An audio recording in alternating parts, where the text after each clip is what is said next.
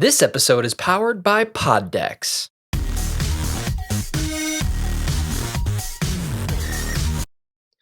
Good afternoon, everybody. Welcome to another episode of MCVC. This is my part two to my schedule predictions for the NFL. A couple days ago, I did the AFC side. Figured I'd break it up into two episodes, makes it a little easier to do. Doing the NFC side, I'm gonna do it in the kind of the same order as I did for my original record predictions a couple months ago. Let's just jump right into it. So starting off with the NFC East, with Washington. Uh, as far as their schedule, they have some notable games. They play the Chiefs, Bucks, Chargers, Raiders, Packers, Seattle. They have some notable games that might be kind of that prime time level. If Washington is keeping up their end of the bargain and playing well throughout the year, but it's going to be kind of a tougher year for Washington. I have them going 4-4 at home, losing to the Chiefs, Chargers, Saints, and Bucks. So that has them getting wins against the Cowboys, Giants, Eagles, and Seahawks at home. And then I have them 4-4 on the road, uh, beating the Falcons, Giants, Raiders, and Eagles. So again, tougher schedule. Have them finishing 8-8 for the year. That's it for Washington. Moving on to Dallas. Dallas has some notable games as well. Playing at home. At home is definitely their easier stretch. Really, the only two games at home that would be probably more challenging for them would be the Raiders and Cardinals. Otherwise, they have the Giants, Eagles, Redskins, Falcons, Panthers, Broncos. All, I believe, sub 500 teams last year. Washington would have been the closest, and they were 7-9. So Dallas has kind of an easier home schedule. I have them taking losses to the Raiders, Broncos, and Cardinals. The Broncos won kind of up in the air again. Broncos are kind of towards the bottom of the barrel last year, but they had a lot of injuries as well. So if they can come back healthy, they'll be a better team. So I could see them going into Dallas and getting a win. And then the Cardinals as well, especially them just picking up J.J. Watt this week. They're going to be throwing their hat into the NFC West this year. So 5-3 at home for Dallas, and then 5-3 away as well. I have them losing at the Chargers, at the Vikings, and then at the Eagles. Some other notable games away. I have them winning in Kansas City. I have them winning in Tampa Bay. Again, kind of the way the year went last year for Dallas. They had a good roster. They just lost their quarterback. They had injuries. Zeke didn't have a good year. So if they can kind of pool or get everybody healthy for next year, I could see them going into some of these places and definitely being the underdog, but them being good games as well. So I have Dallas finishing 10-6 for the year, and have them winning the NFC East as well. Next, we have the Eagles. Eagles kind of are still in that rebuilding stage. Moving forward, Jalen Hurts is definitely a good move for them, although don't really see them making too big of a stride this year. I have them going 3-5 at home, winning against Dallas, the Giants, and the 49ers. Again, another team that's going to have some tough games. Kansas City, Bucks, Saints at home. Even the 49ers. I know I haven't beaten the 49ers, but if the 49ers are healthy, that could be a game that they end up losing. And then some notable games on the road would be at the Raiders and then at Dallas. Otherwise, their road schedule looks like it's a little easier than their home schedule. But yeah, so Eagles 3-5 at home, and then 3-5 on the road as well, with wins in Detroit, at the Falcons, and at the Giants. So I have the Eagles going 6-10 next year. And then lastly, finishing out the East with the Giants. Uh, Giants definitely have probably the toughest schedule for the NFC East, which is why I have them at the bottom here. I have them going 3-5 at home, getting a notable win against the Rams, and then beating the Broncos and the Falcons. Again, that Rams game, the Rams look like they're going to be tough next year, but it seems like every team kind of throws away a game that they shouldn't, or they barely win. They barely win. They barely lose against a team that they should have won by 3 or 4 touchdowns. And I don't know. The Giants seem like the team that could do that. Um, of course, if Saquon comes back healthy, they could be a little better. But if the Rams can shut down their Giants' run offense, then it's going to be a blowout the other way. But um, so yeah, 3-5 at home there, and then I have them going 1-7 on the road with their only win at Chicago.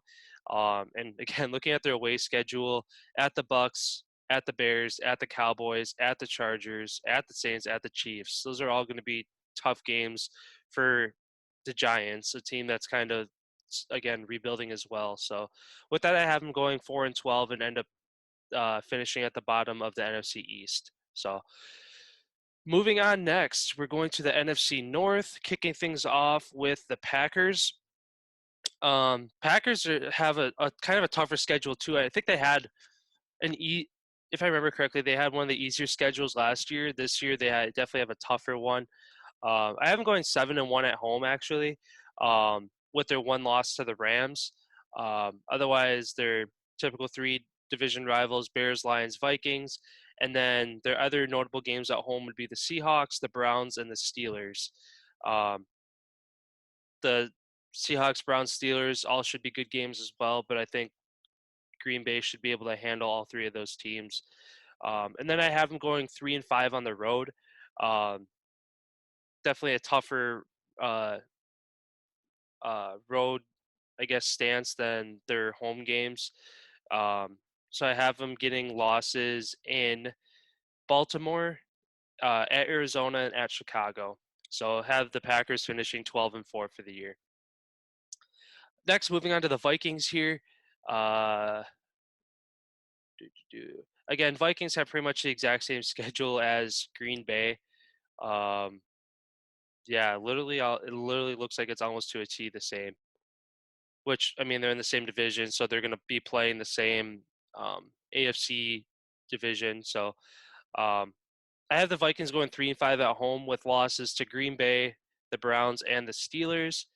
Um, and then going on the road, splitting their away games, going 4-4. They get wins in Baltimore, at Cincinnati, at the Cardinals, and then at the 49ers. So again, some notable games for them at home: the Rams, Seahawks, Browns, Steelers, and then on the road at the Cardinals, at the Ravens. Um, yeah, so overall, the NFC North is going to have a little bit of a tougher schedule this year if they're playing um, half of the, or if they're playing the NFC West and the AFC North, both tough divisions. Um, and so with that, I have the Vikings finishing 9-7. Next, we have the Bears. Uh, Again, pretty much a splitting image schedule. Only difference is the Bears play at the Bucks, so if anything, they have a little bit of a tougher schedule than the Vikings and Packers do. I have them going 6-2 at home, and oddly enough, their only losses being to the Giants and the Lions. Um, Especially given some of the games they're going to be playing at home, like against Green Bay, against the Vikings, um,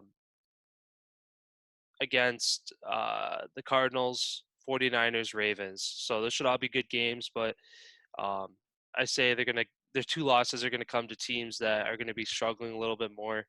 Um, Might be a little later in the season for these games, as the Bears kind of seem like they fall apart in the second half of the year anyway. And then I have them splitting their road games as well, going 4-4. But they do get so that they're going to have their losses at Seattle, at the Vikings, at the Bucks, and at the Rams. All games that they very well could lose. The closest one I think for them is going to be either Seattle or the Vikings. The Bucks and the Rams are probably just going to be too much for the Bears. So, but still notable year for the Bears, having finishing 10-6. And then finishing up with the NFC North, have the Lions. Again, same schedule as pretty much everybody else in the North, and they're rebuilding. They just switched out Matthew Stafford for Jared Goff, which in my opinion is a step down for them. Unless they can go out and get some people in free agency yet. And then with the draft, I don't see the Lions really taking that big of a step up. In fact, I think they finished 5-11 or 6-10 last year. I have them actually going down from there. So I have them getting 2 wins at home, uh, both notable wins at that. Wins against the Cardinals and the Vikings, and then 2-6 on the road as well. Getting wins at Chicago and at Seattle. So Lions finishing 4-12 next year. Moving on to the NFC South, starting off with Super Bowl champions, the Bucks. Um, Again, they kind of have a, I guess I'd say a middle road schedule. Um, they have some notable games, but also some games against teams that were towards the bottom of the league last year. So at home, I have them getting losses to Dallas and the Bills. Um, some other notable home games: the Dolphins, the Bears, Saints, Cowboys, all should be good games at home for the Bucks. And then have them going 7-1 on the road with their only loss at the Rams.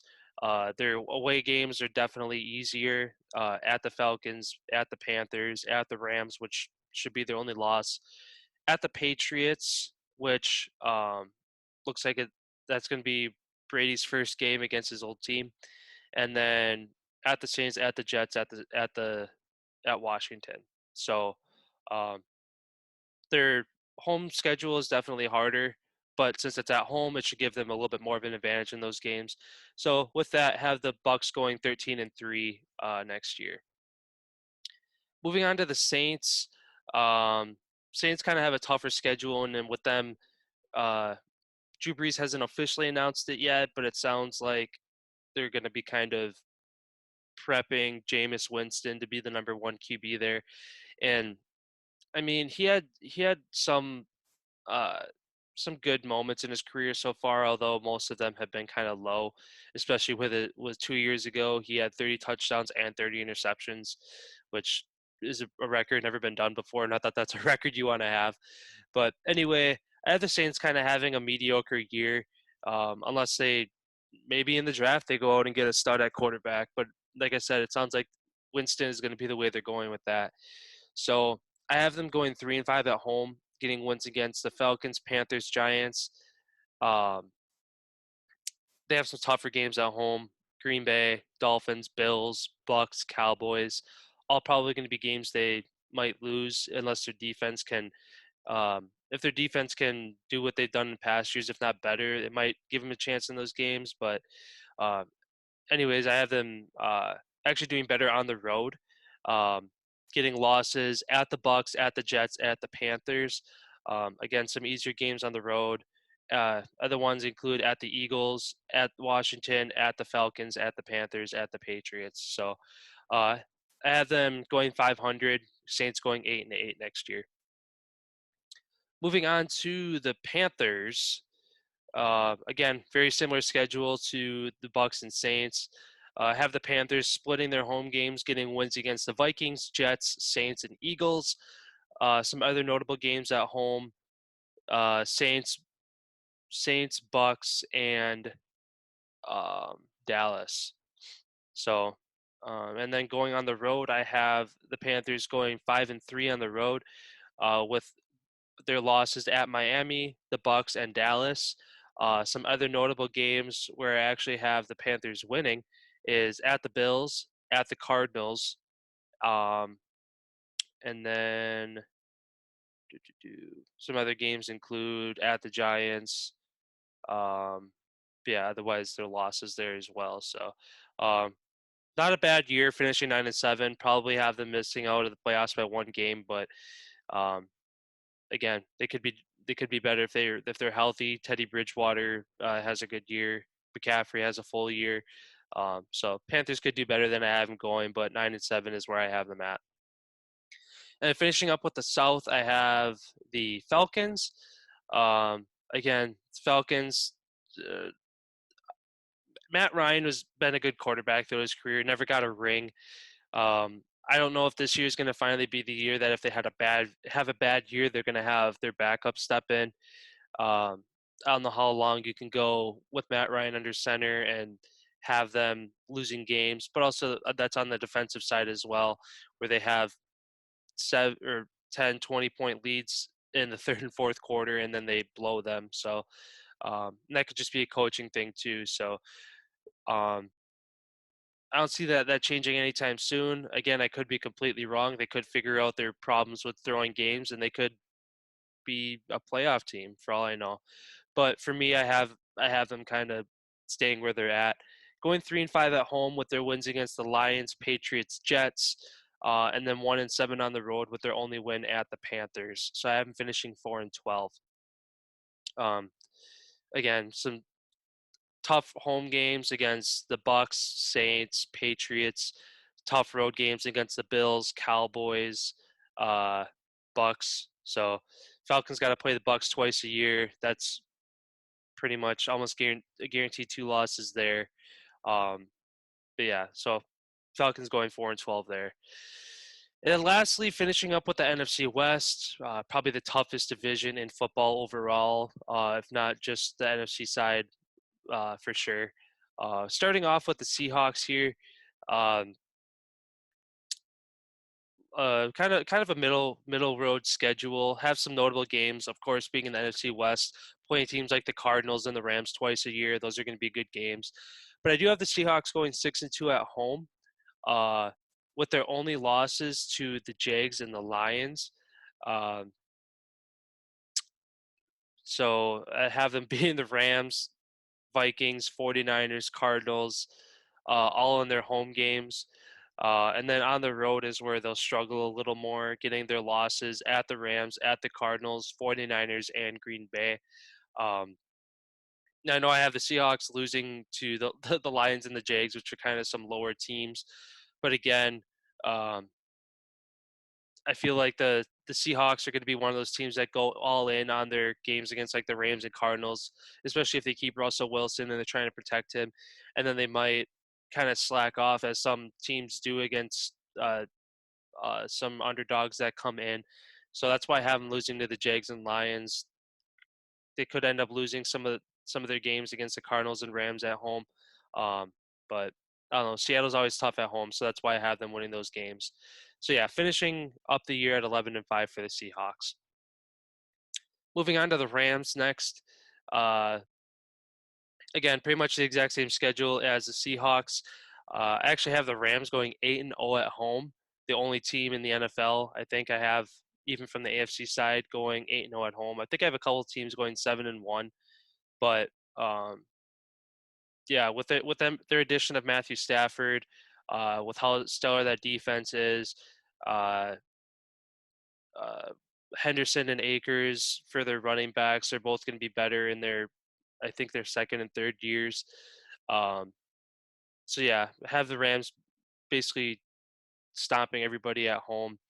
Um, some notable games include the Titans, the Bucks, and then of course Cardinals and Seahawks at home. And then on the road, I have them splitting their away games, going 4-4, getting losses at the Rams, at the Cardinals, at the 49ers. Or, I'm sorry, that was the Seahawks. Again, either way, it's still 4-4. I actually have their wins at Green Bay, at Houston, at the Colts, and at the 49ers. Some other notable games again, Cardinals at the Seahawks, um, and then some games that they should win at the Texans, at the Colts, even at the Giants. So have the Rams finishing 12-4, which puts them at the top of the NFC West for me. Moving on to the Cardinals here, with the addition of J.J. Watt, I definitely had more respect for this team as far as being a playoff contender. Don't see them winning the NFC West quite yet, but as far as my record I have for them, it should put them into the playoffs. I have the Cardinals going 7-1 at home with their only loss to the Packers.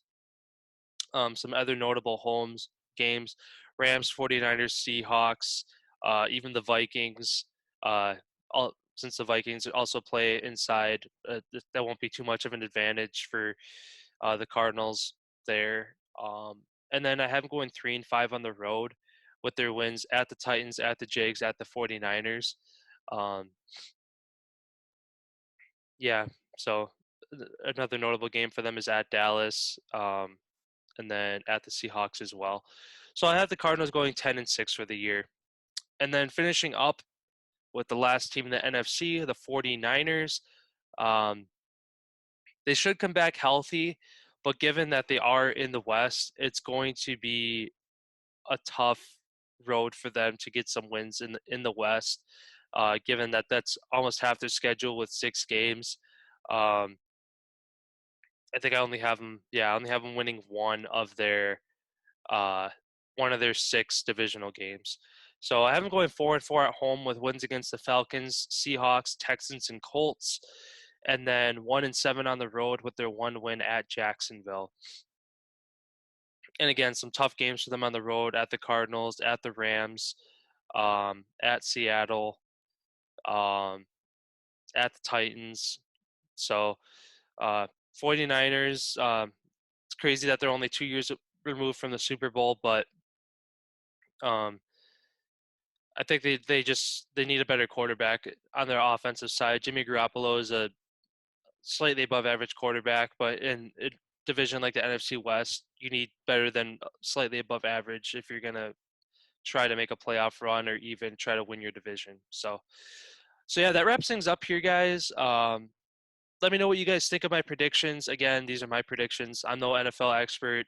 Again, I'm just a fan of the game, like watching it. And I had some feedback as far as people who wanted me to give schedule predictions for some of their favorite teams and stuff. So yeah, let me know what you guys think. Let me know if I was close to what you're thinking for your team. If you think they're going to do way better, way worse. Always love your guys' feedback. So yeah, enjoy the rest of your day, guys, and we'll see you next time.